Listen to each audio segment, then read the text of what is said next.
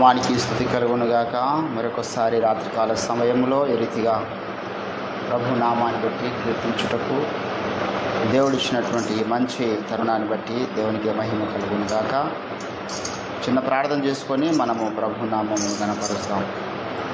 స్తోత్రములు తండ్రి, మహాగణుడా, అతికాంక్షణీయుడా, అత్యున్నతుడా, విలువైన శ్రేష్టమైన నామానికి వందనాలు ప్రభువా. ఒకసారి రాత్రికాల సమయంలో మీ నామాన్ని బట్టి కీర్తించుటకు స్తుతించుటకు మాకు మీరు చూపినటువంటి కృప కనికరము బట్టి నీకు స్తోత్రములు. దినమంతట్లో నడిచి వచ్చున్నాము. దయతో మమ్మల్ని కడగండి. మా యొక్క తలంపులు, ఆలోచనలు, హృదయం సమస్త మెరుగిన దేవుడు మీ శిల్వ రక్తము చేత మమ్మల్ని శుద్ధిగా చేయను. సకల పొంచి ఉన్న చీకటి దురాత్మంధకార దయ్యపు ప్రేతత్మ శక్తులను మీరు మాకు ఇచ్చినటువంటి అధికారమును బట్టి యేసుక్రీస్తు నామమున గద్దిస్తూ బంధిస్తూ మీ ప్రసన్నతను మా మీద పొందవచ్చు. మహిమగణత ప్రభావం మీరే పొందాలి. యేసు నామమున ప్రార్థన చేస్తున్నాం. ఆమేన్.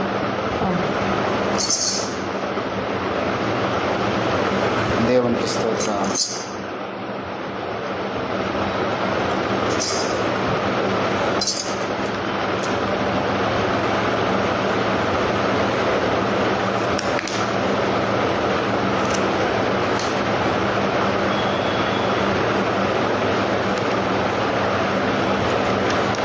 స్తుతి పాటలు మనం పాడుకుంటూ ప్రభునామాన్ని కనపరుస్తాం.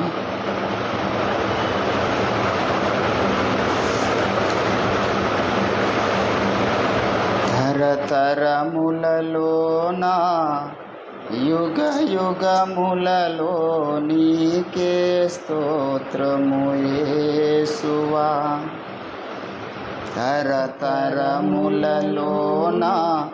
యుగ యుగములలో నీకే స్తోత్రములేసువా. నన్ను గావను నీవే ఓ యేసా, పరలోకంబును విడచితివా. నన్ను గావను నీవే ఓ యేసా, పరలోకంబును విడచితివా. అంగలార్పును మాన్పి రాక్షణ వస్త్రము నాకు ధరింపజేసితివా. అంగలార్పును మాన్పి రాక్షణ వస్త్రము నాకు ధరింపజేసితివా. తరతరములలోన యుగ యుగములలో నీకే స్తోత్రము యేసువా. తరతరములలోన యుగ యుగములలో నీకే స్తోత్రము యేసువా. నా పాప రుణంబును ఓ యేసా, ఆ కల్వరి గిరిపై తీర్చితివా. నా పాప రుణంబును ఓ యేసా, ఆ కల్వరి గిరిపై తీర్చితివా. అంగలార్పును మాన్పి రాక్షణ వస్త్రము నాకు ధరింపజేసితివా. అంగలార్పును మాన్పి రాక్షణ వస్త్రము నాకు ధరింపజేసితివా.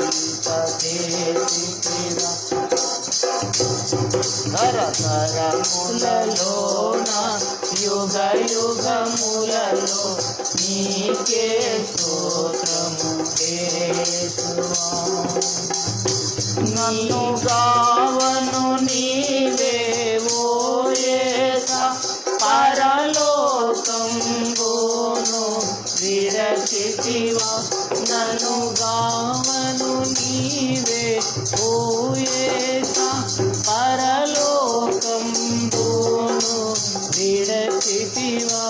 దాసుని రూపంబున సిల్వపై నీవు పాప శాపము మోసితివా. దాసుని రూపంబున సిల్వపై నీవు పాప శాపము మోసితివా. తరతరములలోన యుగ యుగములలో నీకే స్తోత్రము యేసువా. నీ ప్రేమకు ప్రతిగా ఓ యేసా నేనేమి చెల్లింపగలనయ్యా. నీ ప్రేమకు ప్రతిగా ఓ యేసా నేనేమి చెల్లింపగలనయ్యా. రక్షణ పాత్రంబును చేబుని నిత్యం అర్పించెదను స్తోత్రమును. రక్షణ పాత్రంబును చేబుని నిత్యం అర్పించెదను స్తోత్రమును. తరతరములలోన యుగ యుగములలో నీకే స్తోత్రము యేసువా. తరతరములలోన యుగ యుగములలో నీకే స్తోత్రము యేసువా.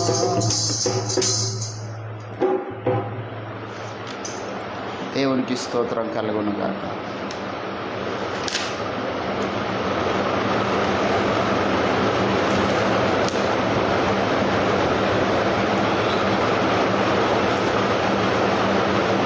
దేవునికి స్తోత్రం.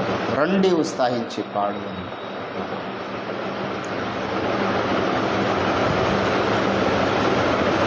రండి ఉత్సాహించి పాడుదము, రక్షణ దుర్గము మన ప్రభువే. రండి ఉత్సాహించి పాడుదము, రక్షణ దుర్గము మన ప్రభువే. రండి కృతజ్ఞత స్తోత్రముతో రారాజు సన్నిధికే గుణము. సత్ప్రభు నామము కీర్తనలన్ సంతోషగానము చేయుదము. రండి ఉత్సాహించి పాడుదము, రక్షణ దుర్గము మన ప్రభువే. మన ప్రభువే మహాదేవుండు, జన మహాత్మ్యము గల రాజు. భూమ్యాగాధపు లోయలును భూధర శిఖరములాయనవే. రండి ఉత్సాహించి పాడుదము, రక్షణ దుర్గము మన ప్రభువే. సముద్రము సృష్టించే ఆయనదే, సాక్షుని హస్తమే భువి చేసెన్. ఆయన దైవము పాలితులా, ఆయన మేపెడి గొర్రెలము. రండి ఉత్సాహించి పాడుదము, రక్షణ దుర్గము మన ప్రభువే. ఆ ప్రభు సన్నిధి మోకరించి ఆయన ముందర మ్రోకుదము. ఆయన మాటలు గైకొనినా అవి మనకెంతో మేలగును. రండి ఉత్సాహించి పాడుదము, రక్షణ దుర్గము మన ప్రభువే. కుమార శుద్ధాత్మకును జగు స్తుతి మహిమలు కల్గుగాక. ఆదిని ఇప్పుడు ఎల్లప్పుడు నైనట్లు యుగముల నౌ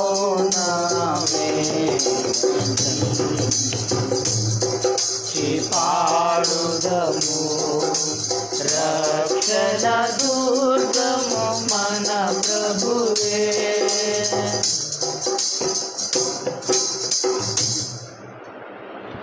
దేవునికి స్తోత్రం.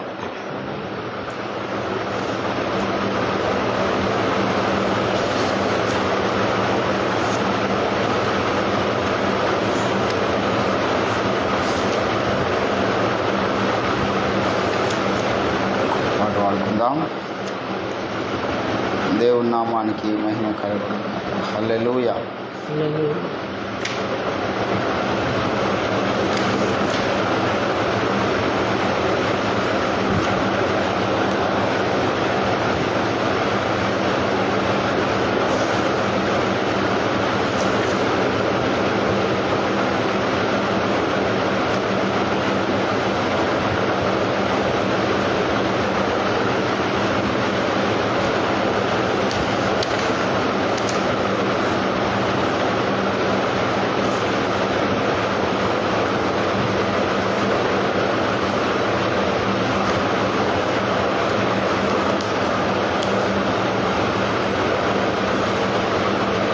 ప్రభు యేసు చరితం పాడండి.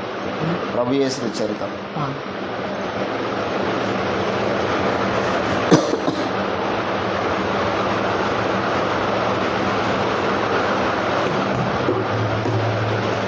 ప్రభు యేసుని చరితము వినరండి,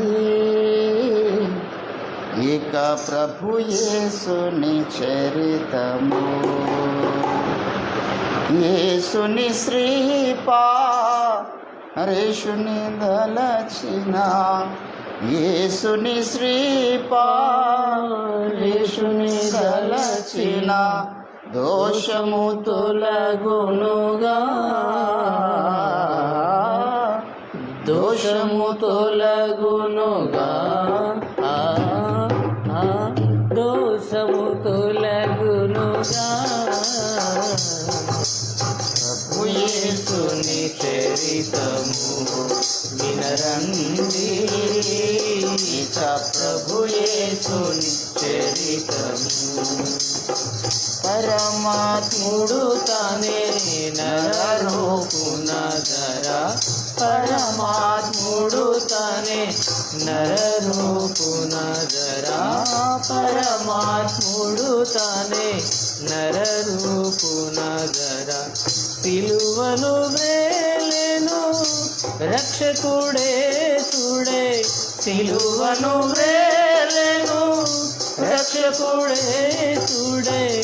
యేసు నిర్దోషుడుగా, యేసు నిర్దోషుడుగా, యేసు నిర్దోషుడుగా. ప్రభు యేసుని చరిత వినరండి, ప్రభు యేసుని చరితము. పరవేదములోని పరమ ప్రజాపతి, పరవేదములోని పరమ ప్రజాపతి, పరవేదములోని పరమ ప్రజాపతి. ధరవేరెవ్వరు ధన్యుడు యేసుడే, ధరవేరెవ్వరు ధన్యుడు యేసుడే. యేసుడే ఈశుడుగా, యేసుడే ఈశుడుగా, యేసుడే ఈశుడుగా.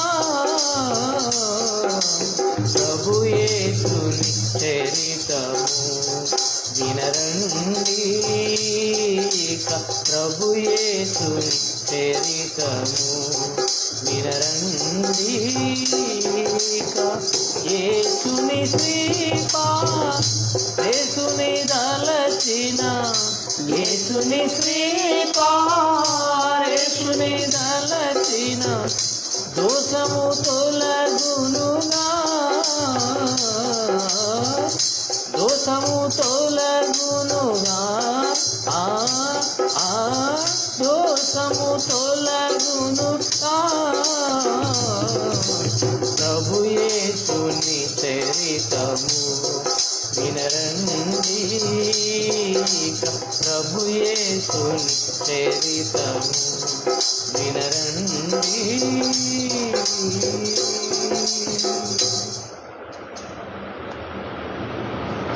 దేవునికి స్తోత్రం. చివరిగా ఒక పాట పాడుకొని మనము దేవుని వాక్యాన్ని కొద్దిసేపు ధ్యానం చేసుకుందాం.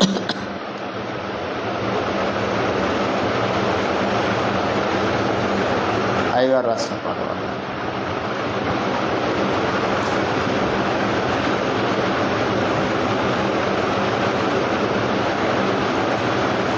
నిన్ను చూసిన కన్నులతో వాడదామా? పాడదాం.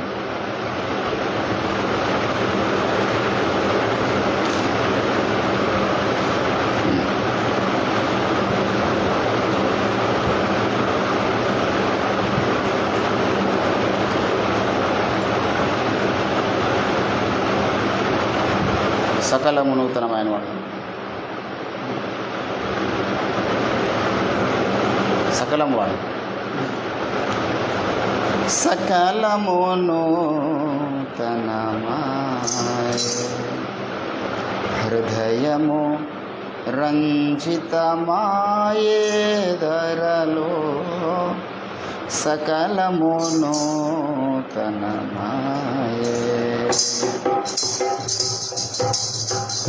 కోల్పోయిన జీరుకేశములు చిరమున పెరిగెను మరలా, కోల్పోయిన జీరుకేశములు చిరమున పెరిగెను మరలా, నూతన వ్రతకే శంభుల మీదను, నూతన వ్రతకే శంభుల మీదను, నూతన తైలము కురిసే అభిషేకము సహనూతనమాయే, హృదయము రంజితమాయే ధరలో, సకలము నూతనమాయే. దుర్భరమునా హృదయ విషాదము ప్రభు సన్నిధిలో తొలగే, దుర్భరమునా హృదయ విషాదం ప్రభు సన్నిధిలో తొలగే, కేరము దీచిన నాథుని పొగడరా, కేరము దీచిన నాథుని పొగడగా, హృదయములో స్తుతి పొంగే మదిలో గీతము నూతనమాయే, హృదయము రంజితమాయే ధరలో, సకలము నూతనమాయే. ఎండమావులకై పరుగులు తీసే వ్యర్థ పయనమిక ముగిసే, ఎండమావులకై పరుగులు తీసెడి వ్యర్థ పయనమిక ముగిసే, శాశ్వత బహుమానంబుల విలువలు, శాశ్వత బహుమానంబుల విలువలు మనమున గోచరమాయే, హృదిలో నూతన దర్శనమాయే, మనమున గోచరమాయే, హృదిలో నూతన దర్శనమాయే, హృదయము రంజితమాయే ధరలో, సకలము నూతనమాయే, హృదయము రంజితమాయే ధరలో, సకలము నూతనమాయే.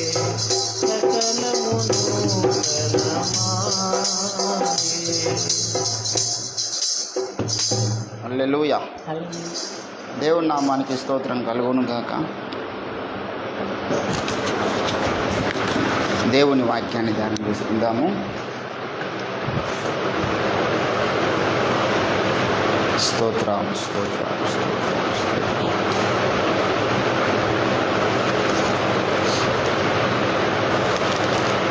యోహాను సువార్త 13వ అధ్యాయము మొదటి నుంచి చదువుదాం. తాను ఈ లోకం నుండి తండ్రి యుద్ధకు వెళ్ళవలసినటువంటి గడియ వచ్చానని యేసు పస్కా పండుగకు ముందే ఎరిగిన వాడై లోకములోనున్న తన వారిని ప్రేమించి వారిని అంతము వరకు ప్రేమించెను. వారు భోజనము చేయుచూ ఉండగా ఆయనను అప్పగింపవలనని సీమోను కుమారుడైనటువంటి ఇస్కరియోతు యూదా హృదయములో అపవాది ఇంతకు ముందు ఆలోచన పుట్టించి ఉండెను గనుక తండ్రి తన చేతికి సమస్తము అప్పగించననియు తాను దేవుని యొద్ద నుండి బయలుదేరి వచ్చననియు దేవుని యొద్దకు వెళ్ళవలసి ఉన్నదని యేసు ఎరిగి భోజన భక్తి నుండి లేచి తన పై వస్త్రము అవతల పెట్టివేసి ఒక తువాలు తీసుకొని నడుమునకు కట్టుకొనెను. అంతటా పల్లెములో నీళ్లు పోసి శిశువుల పాదములు కడుగుటకు తాను కట్టుకొని ఉన్న తవాలుతో తుడుచుటకును మొదలు పెట్టాను. చదవబడిన లేఖన భాగమును దేవుడు మన వినికిడిలో ఫలింపచేయును గాక. ప్రభునందు నాకు అత్యంత ప్రియులారా, చదవబడిన లేఖన పరిశుద్ధ భాగంలో 3 ప్రాముఖ్యమైనటువంటి విషయాలు దాగి ఉన్నాయి. మొదటిది ఏంటంటే, యేసు ప్రభుల వారు సంఘాన్ని ప్రేమించాడు, తన శిష్యులను ప్రేమించాడు, ఆయన అంతం వరకు వారిని ప్రేమించాడు అనే విషయాన్ని మనం జ్ఞాపకం చేసుకోవాలి. ఈ అంతం వరకు ప్రేమించినటువంటి ఆ యొక్క ప్రణాళికలో భాగంగానే మరి ఒక ఇస్కరియోతు యూదా ఉన్నాడు, ఒక తాత్కాలికమైనటువంటి సాతానుగా మారబోతున్నటువంటి పేతురు ఉన్నాడు. అయినా వారిని ప్రేమించను. కొన్నిసార్లు శిష్యులను యేసు గద్దించను, అయినా వారిని ప్రేమించను. ఇది ఒక కాన్సెప్ట్ అందులో ఉంటుంది. యేసు ప్రభుల వారి యొక్క ప్రేమ ఎటువంటిది, అంతం వరకు ప్రేమించనని చెప్పినటువంటి ఆ ప్రేమ ఏ రకమైనటువంటి దాన్ని కూడా మనము ధ్యానం చేసుకోవచ్చు. ఇది మొదటి విషయం. రెండవది, యేసు ప్రభు ఎంతగా తగ్గించుకున్నాడు అనడానికి మంచి నిదర్శనము ఈ యొక్క సందర్భంలో మనము నేర్చుకోవచ్చు. అందులో ఏంటంటే, దేవాది దేవుడైనటువంటి విశ్వకుమారుడు, విశ్వనాథుడు, తండ్రి యొక్క వక్షస్థలంలో ఉండాల్సినటువంటి ఆయన ధీరుడు, శూరుడు, ఎప్పుడు ఎవరికి తలవంచనవాడు, ఎన్నడూ మరి తనకు ఇంకొకరు ఒక మాట చెప్పింది లేడు. ఆయనను అందరికీ చెప్పేవాడు. వినుబుద్ధి ఆయనకు లేదు, ఎందుకంటే చెప్పేవారు లేరు, అంత ఉన్నతమైన స్టేటస్. కానీ శిష్యుల పాదాలు కడగడానికి ఆయన సమర్పించుకున్న ఒక ఘట్టం మనకు కనబడతా ఉంది. దాంట్లో నుంచి ఒక పాఠం మనం తీసుకోవచ్చు. లోకంలో మనము ఎంతో ఉన్నతమైన స్థానంలో ఉండవచ్చు. డబ్బులో, పేరులో, పరపతిలో, చదువుల్లో చాలా ఉన్నతమైన స్థానం మనం వచ్చి ఉండవచ్చు. కానీ యేసు ప్రభులాగా అనామకుల యొక్క పాదములు కడగడానికి కూడా మనము వెనకంచ వేయకూడదు అనే ఒక సందేశాన్ని అందులో ఇస్తున్నారు. అంటే అంతగా మీరు తగ్గించుకున్నప్పుడే యేసు ప్రభు యొక్క శిష్యువులు అనే విషయాన్ని కూడా మనం ఇందులో జ్ఞాపకం చేసుకోవచ్చు. అట్ ద సేమ్ టైం మధ్యలో ఒక వ్యక్తి యొక్క హృదయాన్ని దేవుడు జ్ఞాపకం చేస్తూ ఉన్నాడు. ఒక వ్యక్తి యొక్క హృదయాన్ని ఎవరయ్యా అంటే, ఇస్కరియోతు యూదా. వాడు ఒక చిన్న పని చేసిండంట. ఇంతకు ముందే ఆలోచన వాని మనస్సులో సాతాను పుట్టించినప్పుడు ఆ ఆలోచనను, అపవాది యొక్క ఆలోచనను ఇస్కరియోతు యూదా స్వీకరించాడు. అపవాది ఆలోచన లోపల ఉన్నది. అయినా తాను యేసుప్రభు ప్రక్కలో ఉంటున్నాడు, యేసుప్రభు పెడుతున్నటువంటి రొట్టెలు తింటున్నాడు, యేసుప్రభు యొక్క శిష్యుడిగా పిలువబడుతున్నాడు. డబ్బు సంచి మన చేతిలో ఉన్నది, అయినా వానిలో దుష్ట తలంపు ఉన్నది, దుష్ట ఆలోచన ఉన్నది. దేవుని బిడ్డలారా, ఈరోజు చాలామంది జీవితాల్లో సాతాను యొక్క పరోక్ష దాడి అనేది మనం గమనించాలి. ప్రత్యక్షంగా దాడి చేయడం. ప్రత్యక్ష దాడి అంటే ఒక వ్యక్తి వ్యభిచారంలో పడిపోవడం ప్రత్యక్ష దాడి సాతానుది. ఒక వ్యక్తి దొంగతనాలు చేయడం, నరహత్య చేయడం, అబద్ధాలు మాట్లాడడం, ఇదంతా ప్రత్యక్ష దాడి. సాతాను యొక్క ప్రత్యక్ష దాడులు ఇవన్నీ కూడా. ఒక వ్యక్తి ద్వారా మోసాలు చేయించడం. కానీ పరోక్ష దాడులు కొన్ని ఉంటాయి. పరోక్ష దాడి ఒక వ్యక్తి మీద ఎట్లా జరుగుతుందంటే, వాడు అబద్ధాలు మాట్లాడాడు, వాడు నరహత్య దొంగతనం లాంటివి చేయడు, వ్యభిచారం జాగ్రత్తం లాంటివి చేయడు, అయినా వాని మనసులో ఒక చెడ్డ ఆలోచన ఉంటుంది. చాలామంది ఈరోజు సాతానుకు ప్రత్యక్ష దాడికి చిక్కకపోయినా, అమ్మో అంత పెద్ద పాపం నేను చేయను అని అనుకోవచ్చు. ఒకడు, నాకు ఎన్నో అవకాశాలు ఉన్నాయి పాపం చేయడానికి, ఎన్నో అవకాశాలు వచ్చినాయి నా జీవితంలో, మరి నేను చేయలేదు, దేవుడు నన్ను తప్పించాడని నేను సాక్ష్యం చెప్తా. అట్లా చాలామంది సాక్ష్యం చెప్పొచ్చు. అట్లా అని చెప్పేసి I'm not a successful man of God, I'm doing a not a successful ministry. నేను ఎప్పుడు అనుకుంటాను, నేను నా జీవితంలో I'm not able to fulfil the will of God in my life. చాలాసార్లు ప్రభువా, నేను మరి నువ్వు కోరుకున్నంత విలువైన శ్రేష్టమైన సేవ చేయలేకపోయానని బాధపడ్డ సందర్భాలు ఉన్నాయి. అసలు దేవుని పిలుపు లేదేమో అనుకున్న సందర్భాలు ఉన్నాయి, మరి దేవుడు నన్ను పిలవలేదేమో అనుకున్న సందర్భాలు ఉన్నాయి. అయినా దానికి జవాబులు కూడా అదే స్థాయిలో ఉన్నాయి. అట్లా అనుకున్నప్పుడు దేవుడు ఏం చేశారనేది ఉంది. నా మినిస్ట్రీ ఫెయిల్ అయిపోయింది, నా పరిచర్య ఫెయిల్ అయిపోయింది అనుకున్నటువంటి సందర్భంలో ఏ రీతిగా దేవుడు నన్ను బలపరిచినాడు, ఏ స్వరము ద్వారా దేవుడు నాతో మాట్లాడినాడు, నాకు పిలుపు లేదేమో అనుకున్నప్పుడు ఏ లేఖనాల ద్వారా దేవుడు నన్ను బలపరిచినాడు. ఇవన్నీ ఒక సబ్జెక్ట్. అది దేవుడు భక్తుల జీవితంలో మరి అటువంటి సందర్భాలు ఎందుకు రాణిస్తాడు, ఎందుకు కొన్నిసార్లు దేవుడే విడిచిపెట్టినట్టుగా కనబడుతుంది అనేది మనం చాలాసార్లు నేర్చుకున్నాం. శ్రేష్ఠ భక్తులందరూ కూడా ఒంటరి వాళ్ళు అయిపోయారు. దేవుని బిడ్డలారా, అయితే సాతాను మన మనస్సు మీద వాడు దాడి ఎందుకు చేస్తున్నాడంటే, ఇక్కడ ఇస్కరియోతు యొక్క యూద హృదయములో ఆలోచన వాడు పుట్టించినాడు. అంటే ఆలోచనలు మన మనసులో పుడతాయి, మన హృదయంలో పుడతాయి. ఎక్కువ శాతం ప్రతి ఆలోచనకు కేంద్రంగా మనసు ఉంటుంది. మన మనసులో అనుకున్నటువంటి ఆలోచనలు హృదయంలోకి వచ్చినప్పుడు క్రియారూపం దాలుస్తాయి కదా. యూద మనసులో ఒక ఆలోచన వాడు ఎప్పుడో పెట్టిన ముందుగాల క్రియారూపం దాల్చలే, అనుకున్నాడు సరే ఇట్లా చేస్తే ఎట్లుంటుంది, ఒక దుష్ట ఆలోచన వీని మనసులోకి వచ్చింది, యేసుప్రభుని అప్పగించేస్తే, యేసుప్రభు మరణానికి అప్పగిస్తే. అంటే ఎంత కృతజ్ఞత లేనటువంటి నీచుడు వాడు. వాడు బతుకుతున్నది యేసుప్రభు మీద. యేసుప్రభు పేరు చెప్పుకుంటేనే వానికి సమాజంలో ఒక ఐడెంటిటీ వచ్చింది. యేసుప్రభు ప్రక్కలో ఉన్నందుకే వానికి సమాజంలో కొందరు గుర్తించారు. యేసుప్రభు ప్రక్కకు లేకపోతే వానికి గుర్తించకుండా ఎవడు కూడా.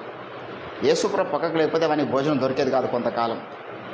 యేసుప్రభుని బట్టే ఉన్నతమైన స్టేటస్కి వచ్చి, ఉన్నతమైన స్థానానికి వచ్చి యేసుప్రభుని చంపడానికి ఆలోచన చేసినటువంటి సాతాను యొక్క పుత్రులు చాలామంది ఉన్నారు. ఈరోజు వ్యక్తిగతంగా నా దగ్గర ఎంతోమంది పెరిగారు, నా దగ్గర నా చేతి వంటను తిన్నారు, నేను భోజనం చేసి వారికి పెట్టాను కొన్ని సంవత్సరాలు.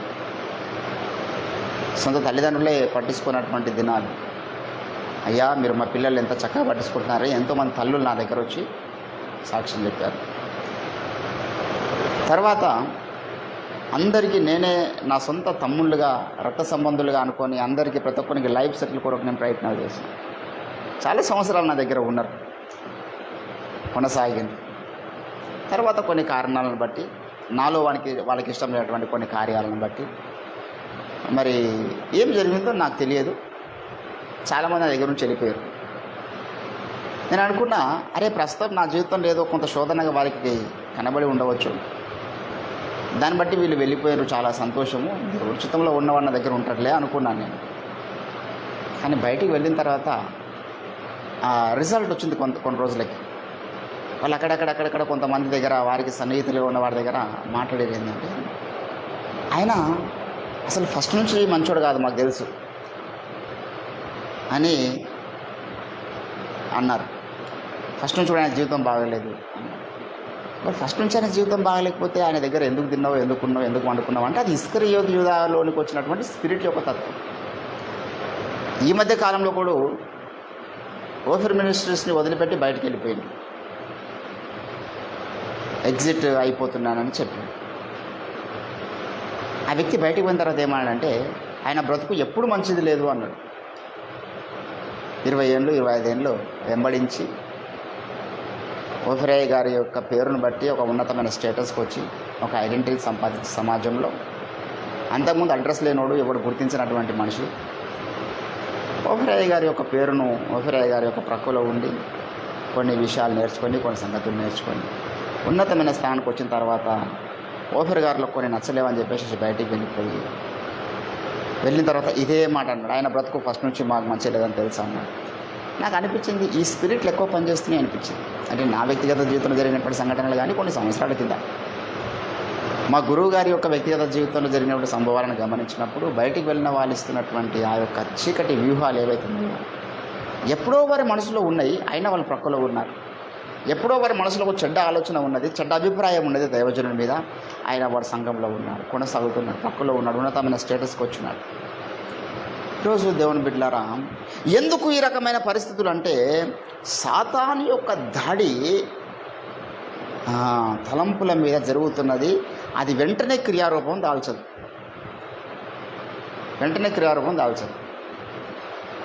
యోబు దగ్గరకు వచ్చి వాడు ఒక ఆలోచన చెప్పిపోయాడు ముందుగాల. ఇంకా దేవుని దగ్గరకు వాడు పోలేడు, దేవునితో వాదం జరగలేదు, యోబు సంగతి ఆలోచించితే అని దేవుడు అంటాడు. ఇదంతా జరగకన్నా ముందే వీడు యోబు దగ్గరకు వచ్చి కొన్ని ఆలోచనలు ఇచ్చిండాడు.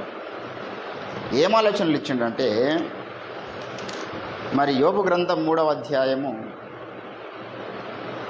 25వ వచనంలో అంటున్నాడు, అందరూ భోజనం చేసి కూర్చున్న తర్వాత అంటున్నాడు ఆయన, ఏది వచ్చునని నేను బహుగా అదిరిపడితునో.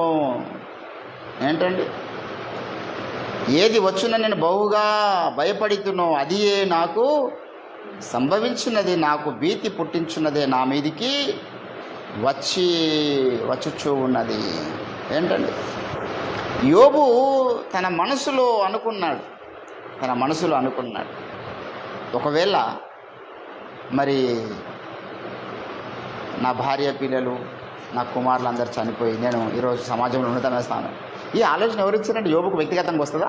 ఎవరికైనా వ్యక్తిగతంగా నేను చచ్చిపోతే బాగుంటుంది, నా భార్య చచ్చిపోతే బాగుంటుంది, నా పిల్లలు చచ్చిపోతే అనుకుంటారు ఎవడన్నా? లోకంలో ఎవడు అనుకోడు. కానీ అపవాదం అనిపిస్తున్నాడు మనసులో, నీకేమో కాబోతుంది, నీకేమో నష్టం జరగబోతున్నది అని వాడు ఇండైరెక్ట్గా కొన్ని ఆలోచనలు ఇస్తాడు. అటువంటి ఆలోచనలు వచ్చినప్పుడు వెంటనే మీరు ప్రయాణంలో ఉన్నా, మీరు బాత్రూంలో ఉన్నా, ఇంట్లో తింటూ ఉన్నా, బెడ్ మీద ఉన్నా, వేరే ఎవరి ద ప్లేసెస్ డజంట్ మ్యాటర్, వెంటనే మీ మనసులో ఆలోచనలు బంధించడం నేర్చుకోవాలి. నాకు చాలా ఆలోచనలు ఇచ్చిండు వాడు సాతాను. నేను వెంటనే ఆ ప్రయాణంలో ఉంటే కొన్ని నిమిషం అక్కడ బండి ఆపి మైండ్లో వస్తున్న ఆ చీకటి ఆలోచన వేస్తున్నాములు గద్దిస్తున్నాను. ఇప్పటికి నేను కొన్ని వేల సార్లు నా జీవితం సేవ నేను ప్రారంభించకన్నా ముందు సంధి కూడా ప్రభువా ఈ చీకటి ఎవడో ఆలోచనిస్తుండే, ఒకటి చెడ్డ ఆలోచనిస్తుండే, ఏదో మా ఇంట్లోకి ఏదో కాబోతుంది, నాకేదో కాబోతుంది, లేకపోతే నాకేదో నష్టం, ఈ ఆలోచనలు వేస్తున్నాములు బంధిస్తుంది అని అనుకుంటూ వచ్చిన ప్రతిసారి దేవుని బిడ్డలారా. అందుకే దేవుడు అంటాడు, యెషయా 26వ అధ్యాయము 3వ వచనంలో అంటాడు, ఎవని మనస్సు నీ మీద ఆనుకొనునో అన్నాడు. ఏంటంటే 26వ అధ్యాయం 3వ వచనం గమనించండి. ఎవని మనస్సు నీ మీద ఆనుకొనునో, దేవుని మీద మన మనస్సు ఆనుకోవడం ఉన్నది, సాతాను మీది కూడా మన మనసు పోయే అవకాశం ఉన్నది. వాడు ఎట్లా తీసుకుపోతాడు వాడి మీదకి మనసు? వ్యర్థమైన చూపించడం వల్ల. అందుకే అంటాడు, వ్యర్థమైన దాని మీద మీరేం పెట్టొద్దు, మనస్సు పెట్టొద్దు అన్నాడు 119వ కీర్తన 37వ వచనంలో. ఎందుకన్నాడు ఆ మాట? వ్యర్థమైన దాని మీద ఎందుకు మనసు పెట్టొద్దు అన్నాడు అంటే, వ్యర్థమైన వాటి మీదకి సాతాను మన మనస్సును తీసుకెళ్ళడానికి మన దగ్గర ఎన్నో కుట్రలు ఉన్నాయండి, ఎన్నో ప్రణాళికలు మన దగ్గర ఉన్నాయి. 24వ కీర్తనలో ఒక మాట ఏంటండి, 24వ కీర్తన 4వ వచనంలో, వ్యర్థమైన దాని యందు మనస్సు పెట్టకయు అన్నాడు. మన మనస్సు ఫస్ట్ సాతాను ఏం చేస్తాడంటే, వ్యర్థమైన దాని మీద మనస్సు పెట్టేట్లా చేస్తాడు, తర్వాత వాటిని చూసేటట్లా చేస్తాడు వాడు. 119వ కీర్తన 37వ వచనంలో అంటున్నాడు, మళ్ళా భక్తుడు ఏమంటున్నాడు, వ్యర్థమైన దానిని చూడకుండా నా కన్నులు తిప్పివేయుము. వ్యర్థమైన దాని మీద మనసు పెట్టే అవకాశం ఉన్నది, వ్యర్థమైన దానిని చూసే అవకాశం ఉన్నది. ఆ వ్యర్థమైనవి ఇక 100 చెప్పాలి. సాతాను ఒక మనిషికి ఫస్ట్ వాడు మొదట యవ్వన కాలంలో కొన్ని రకాల వాటి మీద మనసు పెట్టిపిస్తాడు. కొంత అందమైన దృశ్యాలు, అందమైనటువంటి వ్యక్తుల మీద యవ్వన కాలంలో ప్రత్యేకంగా యవ్వనస్తులు అట్రాక్షన్ పాపానికి పడిపోతూ ఉంటారు. అమ్మాయిలు అయితే వారికి అందంగా కనబడుతున్నటువంటి అబ్బాయిలను అందుబాటులో పెడతారు వీరి మనసును చెడపడానికి. ముందే చీకటి ఆలోచన వచ్చేస్తుంది అన్నమాట. తర్వాత అబ్బాయిలు అయితే అమ్మాయిల మీద మనసు పెట్టేట్లా వాడు చేస్తాడు. కొంత దూరం పోయిన తర్వాత నీకు పిల్లలు పుట్టి పెళ్లి చేసుకొని కొంచెం పెద్ద అయిన తర్వాత ఇక నేను నా కుటుంబము, నేను నా ఇంటి వారు, ఇంకా నీ మనసు అంతా కూడా నీ పిల్లల మీద, నీ మనమరాళ్ళ మీద, నీ మనమన్న మీద, మనమన్న పెళ్ళిళ్ళ మీద ఏంటండి. ఇక దీనికి వీటి మీద ఉంటే మన దేవుని దగ్గర ఎప్పుడు ఉంది. యెషయా 26:3 ఎప్పుడు వస్తుందో అని మనసు లోకం నుంచి ఎంత త్వరగా డిటాచ్ అయిపోతే అంత వీడి సాతానుకు చిక్కకుండా ఉంటాడు. చాలామంది దేవుని బిడ్డలారా, మన మనస్సును దుష్టుడు ఈ లోకంలో దేని మీద కన్నా తీసుకుపోవడానికి వానికి ఎన్నో రకాల మార్గాలు ఉన్నాయి. ఎంచుకుంటాడు వాడు మార్గాలు.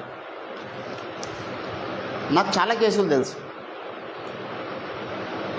కొంతమంది వివాహమైన తర్వాత పని భారంలో పడో, లేకపోతే కుటుంబ భారమో, ఆరోగ్యపరమైన సమస్యలు వచ్చి భార్యాభర్తలు దూరంగా ఉన్న సమయంలో ఇద్దరిని మనస్సును వాడు ప్రేరేపిస్తాడు. వచ్చి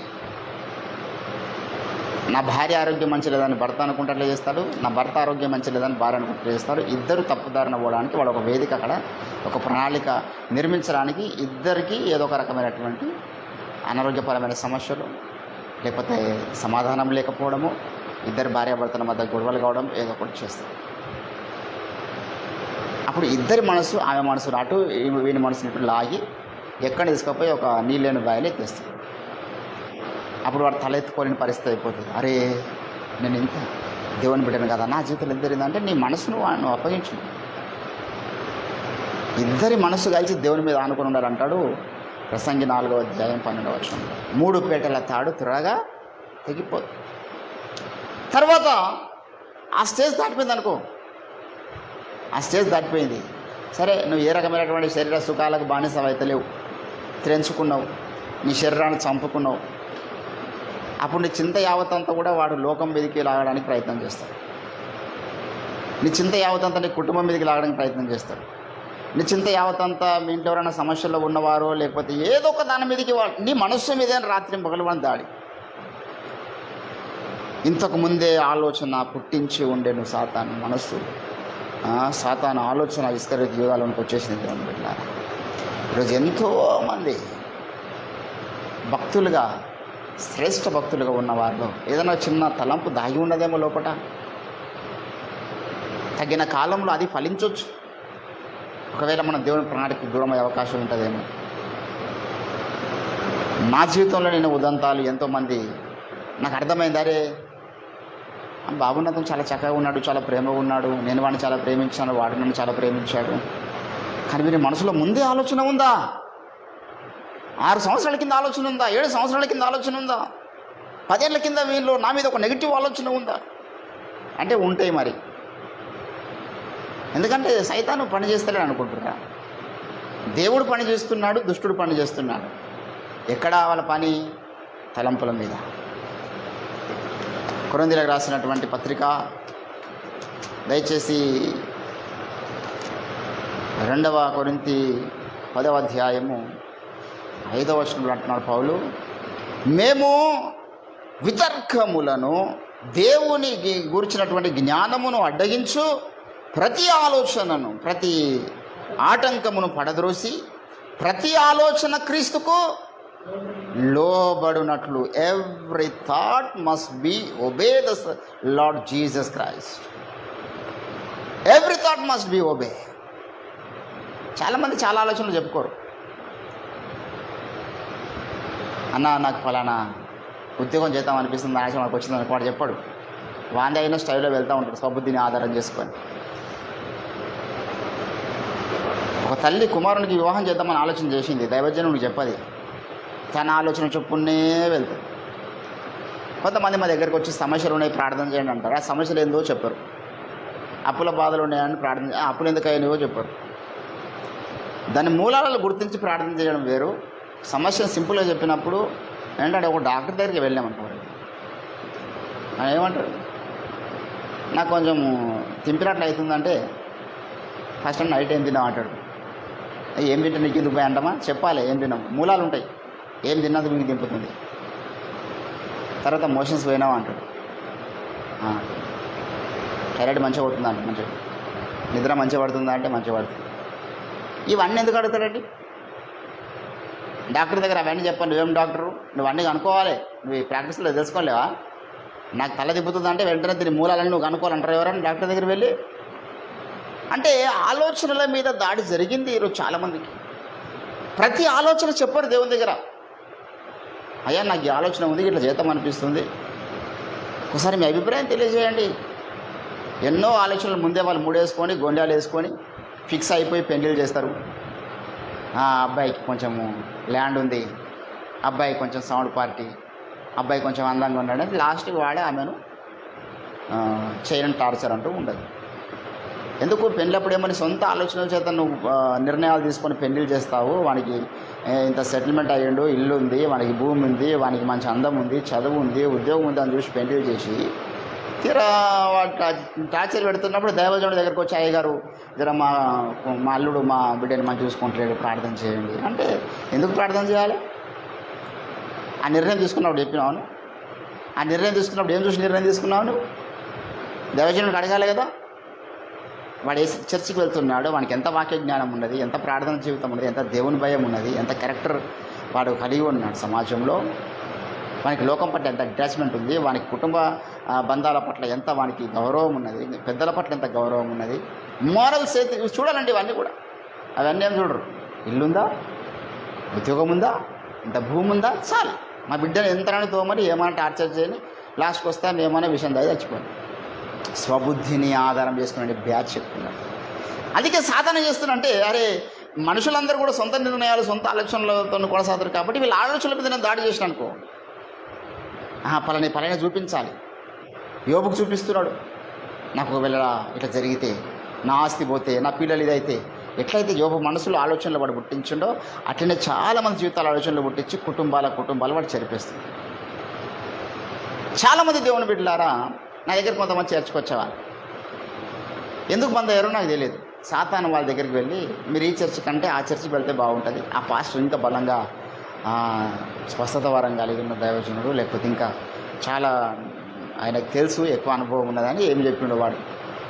అటువంటి మాటలు నమ్మి కూడా దైవజనుడు విడిచిపెట్టినటువంటి వాళ్ళు కొందరు, దైవజనుడు బ్రతుకు బాగలేదని చెప్తున్నటువంటి ఆలోచనలు సాతాని మన చెవుల పడ్డప్పుడు విడిచిపెట్టేవారు కొందరు.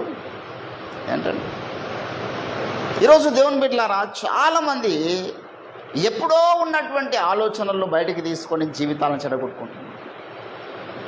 ఆలోచన వచ్చిన రోజే దాన్ని ఒకవేళ మీరు నలగొట్టగలిగితే, చంపివేయగలిగితే ఆత్మీయ జీవితాలు చాలా దూరం పోయిన తర్వాత చెడిపోవు. ఏంటంటే పడిపోతాడు, ఎంత కిందికి పడిపోతే అంత మంచిది. ఇప్పుడు నేను ఇక్కడ ప్రార్థన చేస్తున్నటువంటి ఈ బిల్డింగ్ 4 అంతస్తుల బిల్డింగ్ ఇది.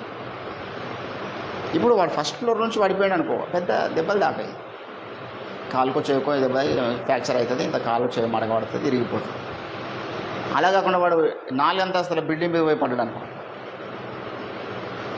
ఏంటండి వాడు పడతాడని వాడికి మొదటి అంతస్తు మీద తెలిసినప్పుడు ఇడికి పడిపోవడం బెస్ట్, కానీ 4వ అంతస్తు పోయి పడడం చాలా డేంజర్. ఈరోజు చాలామంది ఇప్పుడు నా దగ్గరనే నా బ్రతుకు మంచిగా లేదని వానికి మొదటి అడుగులోనే తెలిసినప్పుడు, నాతో అడుగులు గడుపుతున్నప్పుడు, మొదటి సంవత్సరమో మొదటి నెలనో లేకపోతే 2 సంవత్సరాలు తెలిసినప్పుడు అప్పుడే వెళ్ళిపోతే వానికి పెద్ద నష్టం ఉండేది కాదు. మా గురువు గారు కూడా బ్రతుకు మంచి లేదని అన్నాడు. ఈరోజు బయటికి పోయి 20 ఏళ్ళు వెంబడించి వాడు మొదటి రోజే, మరి నీకు ఆయన బ్రతుకు మంచిదని తెలిసినప్పుడు ఆ రోజు ఎందుకు పోలేదు?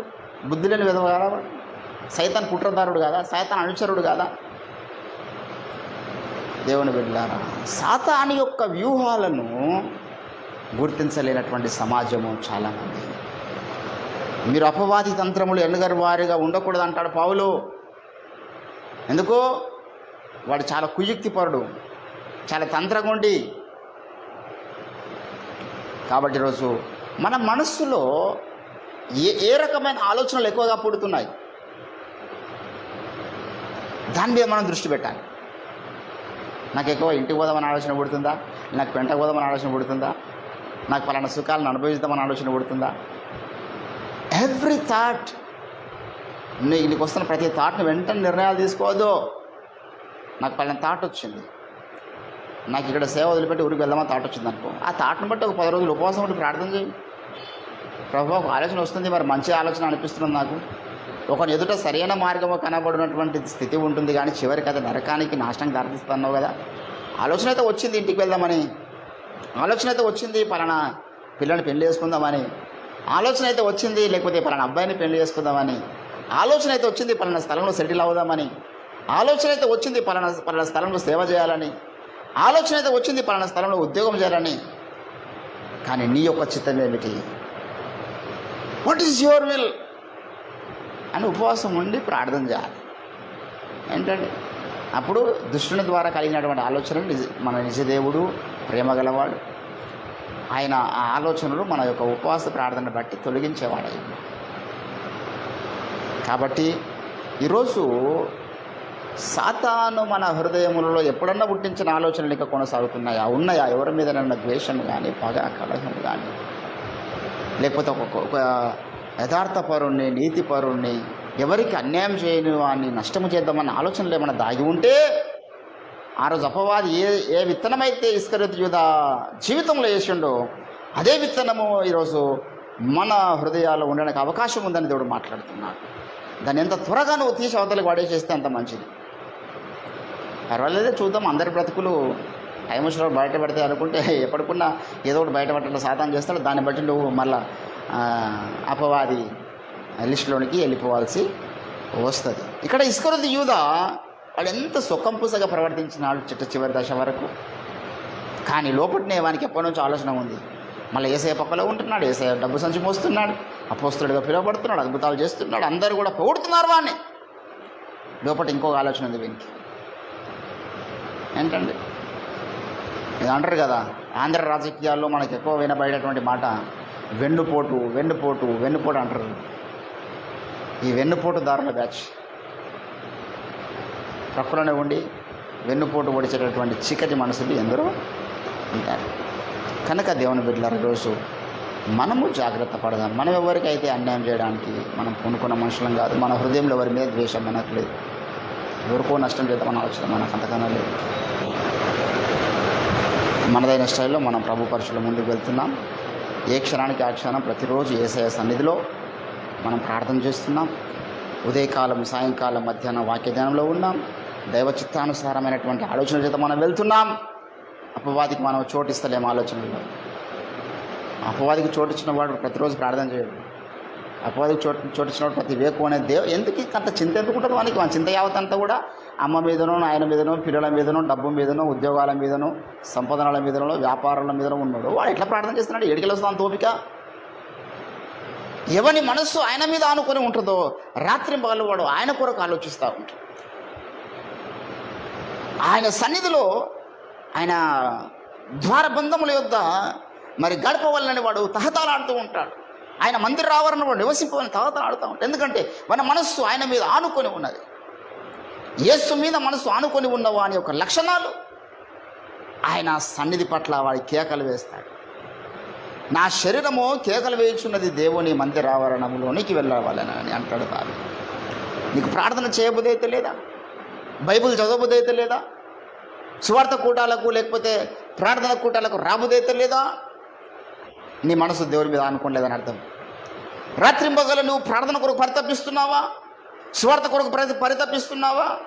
దేవుని సన్నిధిలో గడపాలి, ప్రార్థన చేయవాడితో గడపాలి, దేవుని యొక్క చిత్తాన్ని నెరవేర్చాలని ఆదాహం ఎప్పుడైతే మన జీవితంలో ఉంటుందో అప్పుడు నువ్వు ఆటోమేటిక్ గుర్తించాలి, నీలో ఉన్నది యేసు ప్రభు యొక్క బీజము. నీ మనస్సు యేసు మీద ఆనుకొని ఉన్నదని అర్థం. కాబట్టి దేవుని బిడ్డలారా, పరీక్షించుకుందాం మనం. What is our mind and where is our mind? Shall we check in our mind? Let us pray. మనమందరం కూడా కొద్ది నిమిషములు ప్రార్థనలో ముందుకు సాగుతాం. దయగల తండ్రి, నీకు స్తోత్రాలు. ఈరోజు దుష్ట వ్యూహాలు అనేకములు ఉన్నవి. అందులో ఒకటి, వాడు ముందే కొన్ని ఆలోచనలు పుట్టిస్తాడు. తప్పు చేసిన తర్వాత దేవుని దగ్గరికి వెళ్ళి ఇదిగో అలాగ చేశాడని చెప్తాడు. ఆలోచన వాంది, ఆలోచన క్రియరూపం దాల్చడానికి వాడు ప్రణాళిక రచించినాడు. తప్పు జరిగిన తర్వాత అయ్యా వాడు దేవుని దగ్గరికి వెళ్ళి ఫిర్యాదు చేస్తున్నటువంటి చీకటి వ్యూహం కలిగినటువంటి వ్యక్తి సాతాను. అటువంటి వాడు రాత్రింపగలు మమ్మల్ని చూస్తున్నాడు. మాకు మీ కంచె కావాలి పరిశుద్ధాత్మదేవా, మీ అభిషేకము మాకు కావాలి. Otherwise I am nothing. నేనైతే ఏమి చేతగానే వాడను. I need your presence God. దిగిరండి, మీ పరిశుద్ధాత్మ అభిషేకము కంచె మాకు దయచేయండి. విత్తబడినటువంటి వాక్యాన్ని ప్రతి ఒక్కరిలో ఫలింపజేయండి. మరలా రేపటి దినం మీ సందర్భంగా అందరం కలుసుకునే పర్యంతం మీ తోడు, మీ సన్నిధి, మీ కృప, మీ కాపుదల నిండుగా మెండుగా మీరే మాకు దయచేయండి. యేసుక్రీస్తు నామమున ప్రార్థన చేస్తుంటున్నాం. ఆమేన్. యేసు రక్తమే ఇచ్చారు, ప్రభు యేసు రక్తమే ఇచ్చారు. ప్రభు యేసు నామానికి సంపూర్ణ విజయం, అపవాదికి వాని క్రియలకు అనంత కోటి నాశనము కలుగును గాక. ఆమేన్. Praise the lord.